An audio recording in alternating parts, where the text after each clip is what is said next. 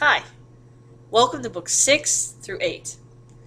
We just left off with Odysseus burying himself to keep warm under a pile of olive leaves by a riverside. We are in Scheria and will meet the Phoenicians. This story deals primarily with a young woman who is also a princess named Nausicaa.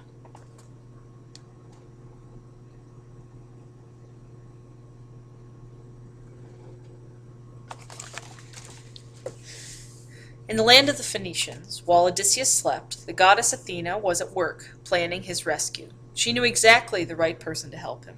Beautiful Nausicaa, the daughter of the Phoenician king. Athena made her way to King Alcinaeus's palace and found Nausicaa sleeping in her room. Two maids were asleep by the door to guard against intruders, but Athena wafted past them and through the closed doors like a puff of wind. Disguising herself as one of Nausicaa's friends, she hovered over the princess's bed and whispered into her dreams. Look at your room, Nausicaa. Dirty clothes all over the floor. You'll never find a husband if you're so untidy. Get your father to lend us a wagon in the morning, and we'll go down to the river and do some washing. Then you'll be ready if someone handsome comes courting. Athena knew this would get Nausicaa hurrying down to the river, and the washing pools were right by the place where Odysseus was hiding. Smiling to herself, the goddess flew back to high Olympus. As rosy-fingered dawn lit up the sky, Nausicaa awoke and remembered her dream. Quickly she dressed and went to find her father. Please lend me a wagon, she said to King Alcinaeus, to go down to the washing pools. I want to wash all my fine clothes, and yours too, just in case someone important comes calling. She was too shy to mention what kind of someone she meant, but her father understood. Without asking questions, he told his men to prepare a mule cart. Nausicaa went all around the palace, collecting armfuls of beautiful, brightly colored clothes. She packed them into the cart, and her mother filled a box with food and wine. Enjoy yourselves, she said. Chattering and laughing, Nausicaa and her friends went down to the washing pools. They had no idea that Odysseus was sleeping underneath the olive tree there. They expected to spend the whole day on their own. At first they worked hard, treading the washing clean in the clear water. When that was done, they spread the clothes out to dry on the shingle while they bathed and enjoyed their picnic. It was basically like a beach party. Then Nausicaa sang to keep the time while they played with a beach ball. The clothes were dry, and the girls were about to pack up and go home when Nausicaa threw the ball for the last time. One of her friends reached out to catch it, and missed. It slipped into the river, and they all shrieked loudly. The noise woke up Odysseus. He opened his eyes and sat up, instantly alert. Who were the people he could hear down by the river? Were they friendly or hostile? Human beings or gods? He was in no state to meet strangers, but he had to find out. He crawled out of his hiding place, breaking off a leafy branch to hide his nakedness, so all that was covering him was the olive branch, and holding it in front of him, he walked down to the river. He was a terrifying sight. His filthy skin was covered in scratches, his eyes were wild and desperate, and his whole body was crusted with salt. When the girls saw him, they screamed and ran away in all directions. Only Nausicaa stood her ground. While the others hid in bushes, she faced Odysseus, waiting for him to speak. And he says, directly from this book, Mistress, and this is the ultimate pickup line, by the way. Mistress, please, are you divine or mortal? Never have I laid eyes on equal beauty in man or woman. I am hushed indeed. So basically he says, Princess, I see you're brave and beautiful. If you are human too, have pity on me. I have been adrift for 19 days on the dark sea. Yesterday I struggled ashore, but as you see, I have lost everything. Please give me some rags to cover my body, and tell me how to reach the nearest town. "Sir," said Nausicaa, "I am the daughter of Alcaeus, the king of this country.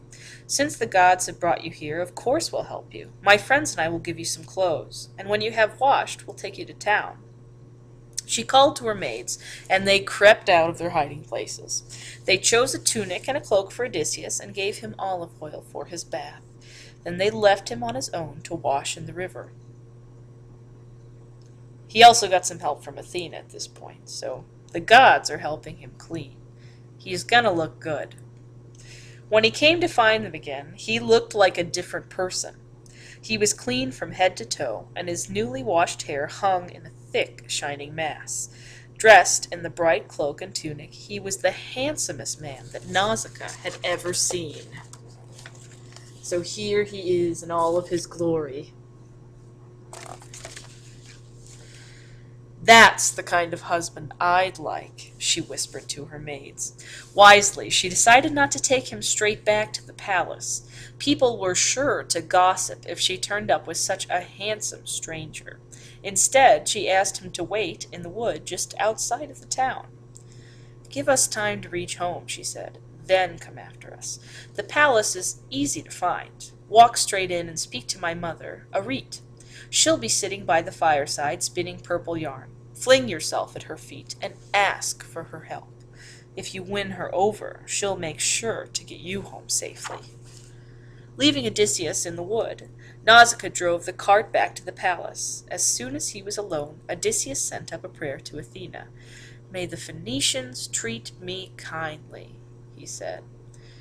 There was no immediate answer, but as he walked toward the town, Athena herself came to meet him, disguised as a young girl, carrying a jar of water. "Can you tell me the way to the palace?" Odysseus asked. "I'll take you," said Athena, "but don't say a word to anyone on the way. The people here don't like strangers." She wrapped him in a magic mist that made him invisible to everyone that passed. Then she led him along the quays and past the bustling harbors to the doors of King Alcaeus' palace. "Go straight inside," she said. "Don't speak until you reach Queen Arete. She is wise and noble, and if you touch her heart, you will have a good chance of reaching home at last." Athena left him at the entrance to the palace. For a moment Odysseus stood still, staring up at the massive golden doors on their posts of silver. Then he stepped through, into the great hall. The whole palace was bustling with activity, but Odysseus was still invisible. He walked straight past everything until he reached Queen Arete, spinning beside the hearth. As he flung himself down at her feet, the magic mist cleared suddenly, so that he seemed to appear out of nowhere. Harry Potter, anyone? There was a startled silence in the hall. Everyone stared at him. He looked up at the queen and spoke in a clear voice. "Noble Arete, may the gods bless you and your family. I have suffered many hardships and disasters, and I need your help to reach my home again." Bowing politely, he sat down in the ashes by the hearth to wait for the queen's reply. For a moment, no one knew what to say. Then a wise old lord named Echeneus broke the silence. "King Alcaeus," he said, "you don't usually leave your guests sitting in the ashes. Aren't you going to welcome this man?" Immediately the king called for water to rinse Odysseus' hands and told the maids to bring him food and wine. "Refresh yourself, sir," he said. "Sleep in my palace tonight. Tomorrow I will ask you about your adventures, and then we can discuss your journey home." Queen Arete ordered her maids to prepare a bed for Odysseus. Then he lay down under the bright rugs and the warm purple blankets and slept soundly until the morning. The next day, King Alcaeus gave orders for a ship to be made ready, with 52 young men to take the oars. "This is for you, stranger," he said to Odysseus, "but before you leave, let us show you our Phoenician hospitality." He organized a great feast for Odysseus and invited the whole town. When everyone had eaten, the blind poet